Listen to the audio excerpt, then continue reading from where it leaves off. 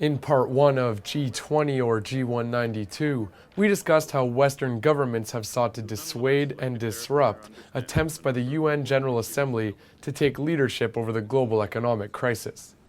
Our strong view is that the UN does not have the expertise or the mandate to serve as a forum for meaningful dialogue or to provide direction on issues such as reserve systems, the international financial institutions, and the international financial architecture. June's UN Conference on the Economic Crisis, which issued invitations to all of its 192 member governments, demonstrated that many governments are unwilling to continue placing their trust in the Western-dominated global financial institutions. While the rhetoric from the West since the crisis has been mostly about recovery, return, or a reset of the structure as it was before the crisis, many in attendance at the UN are seeing the crisis as an opportunity to move away from an economic system that they feel failed them long before the crisis hit. El escenario actual no es de tragedia, sino de crisis. La tragedia termina mal con una tierra devastada, pero que puede continuar sin nosotros.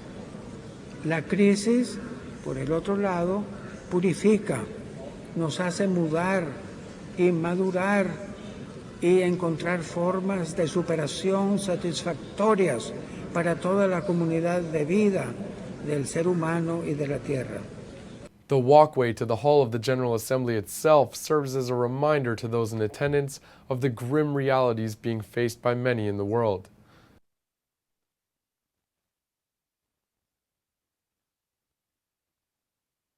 And these walls were painted well before the current crisis struck.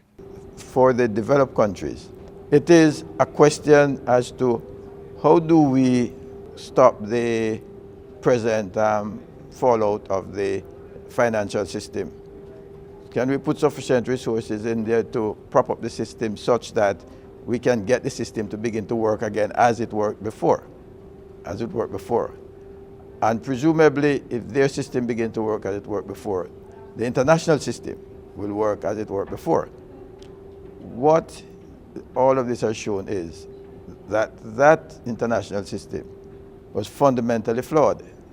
In fact, developing countries have been seeing this for years. They have been seeing this especially after the 1990s and after the Asian crisis. We made no contribution to this crisis. We did not remain silent. We objected with every breath we had, but we were ignored. Today, the crisis is having its most dire effects on those residing in the least developed countries, known as LDCs. There is no denying that the crisis is having a disproportionate negative impact on the LDCs. The condition of the poor is getting worse and the number is rising rapidly.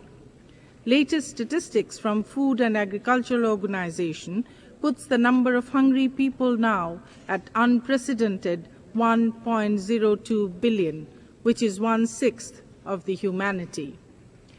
You see, the consumer in the United States, in Europe, in Japan, because they have lost their jobs and because they are having, a problem with their housing and mortgage and so on, they are beginning to reduce their spending. And this has caused the developing countries to have a loss of the demand in their exports, in manufactured exports, and because of that, in the commodities that go into manufactured exports. And because of that, many workers are losing their jobs. In China alone, 20 million workers lost their jobs because of the closure of factories that are exporting to the United States. Many farmers are seeing their income fall because of the collapse in commodity prices. The governments are seeing a sharp reduction in their revenues. One of the African countries today at a conference said that his government revenue had fallen by 50%, and this means that government will not be able to spend as they did in the past on schooling, housing, education, healthcare, food for the people, And on top of this, they may begin to have a balance of payments problem. In other words, the reserves are going to be so low that in a few months they may not be able to import food or fuel or pay their loans. While the conversation at April's G-20 summit focused mainly on the financial sector, it shouldn't come as a surprise that such a broader list of invitees at the UN conference would bring about a much broader discussion about global economics. Informal sector workers, women and children, are among those most acutely hit by recession.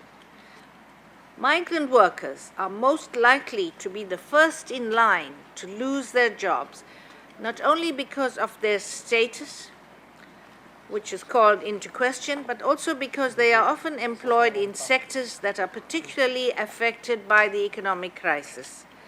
Past lessons caution us that recessions frequently fuel xenophobic sentiments, discriminatory practices, and violent attacks against those who are perceived as the others. Times of hardship for families and communities often expose women and girls to heightened risks. Violence against women could intensify when men experience displacement and dispossession as a result of an economic downturn. A clear human rights approach helps to put communities and peoples themselves in charge of devising what measures are best suited to ensure that economic recovery is sustainable, evenly spread, and long-lasting. A human rights approach envisages such participation of the people affected and advocates even-handedness, transparency, and accountability in policy making. There was also talk about unfair trade rules. In subsidized production of, let's say, maize, corn in developed countries, it may be cheaper to sell that corn in Tanzania than the corn grown in Tanzania.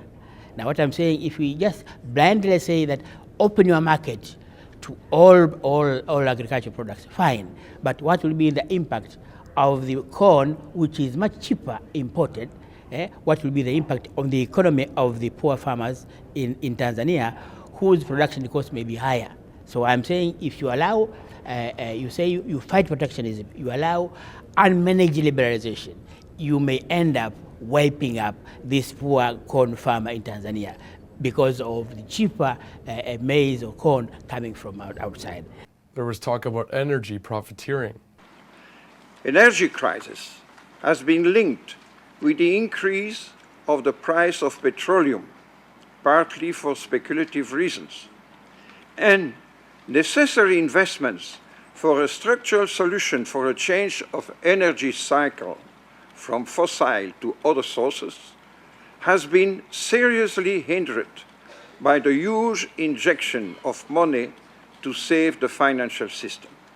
Many at the conference lamented the crisis-induced free fall in commodity prices that has rocked developing economies, while at the same time acknowledging that high commodity prices have been a curse to many people in the developing world, for many serving only to bring about great violence. Desired raw materials have provided the fuel for open-armed conflicts, such as the role of coltan in the Congolese War that has cost more than 5 million lives over the past decade.